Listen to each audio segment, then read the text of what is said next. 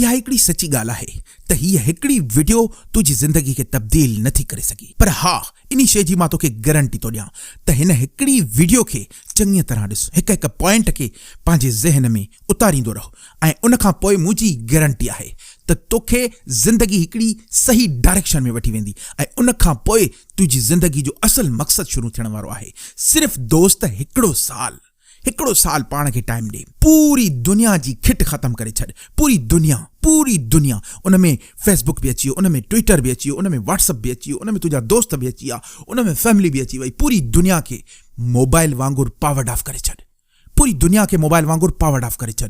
हिकिड़े साल जे लाइ पाण ते फोकस कर, हिकिड़े साल जे लाइ पाण खे टाइम ॾेई ॾिस, उन खां पोइ तूं पाण ई नुमाया नज़र ईंदी तोखे तुंहिंजी कामयाबी।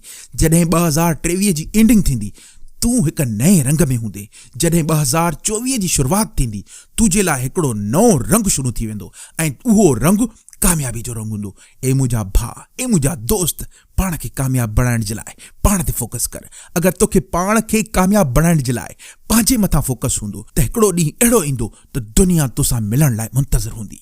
इन जे करे बहितर नाहे त पंहिंजे मथां कमु कजे, इन जे लाइ बहितर नाहे त फज़ूल दोस्तनि खे हिकिड़े साल जे लाइ सिर्फ़ु छॾे ॾिजे, इन लाइ बहितर नाहे त सिर्फ़ु ऐं सिर्फ़ु हिकिड़े साल जे लाइ तूं पंहिंजी फैमिली, तूं पंहिंजे फेसबुक, तूं पंहिंजे व्हाट्सअप, तूं पंहिंजे दोस्तनि खे छॾे ॾे।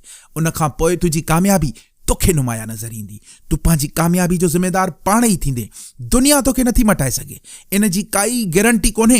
हा, हिकिड़ी शइ जी गारंटी आहे त तूं पाण खे मटाए सघीं थो, तूं पंहिंजे लाइ हिकु कामयाबी जा नवां रस्ता हमवार करे सघीं थो। इन जे लाइ बहितरीन सजेशन इहा आहे, 2023 सिर्फ़ु पंहिंजे लाइ मखसूस कर। 2023 तुंहिंजे लाइ हुजणु घुरिजे। 2023 जी एंडिंग इंशाल्लाह तुंहिंजी कामयाबी हूंदी। दोस्तों, मां आहियां सैयद अली वकार ऐं तव्हां ॾिसी रहिया आहियो सैयद अली वकार ऑफिशियल यूट्यूब चैनल। दोस्तों, ही चैनल इंशाल्लाह तव्हांजी ज़िंदगी खे तब्दील कंदो। सिर्फ़ु हिन चैनल खे सब्सक्राइब कयो, मुंहिंजी हौसला अफ़ज़ाई कयो। मां ॾींहं राति तव्हांजे लाइ पुरज़म आहियां। इंशाल्लाह पूरी सिंध जो मुक़द्दर तब्दील कबो। मुंहिंजूं तमामु नेक तमन्नाऊं ऐं दुआऊं तव्हां सां गॾु आहिनि।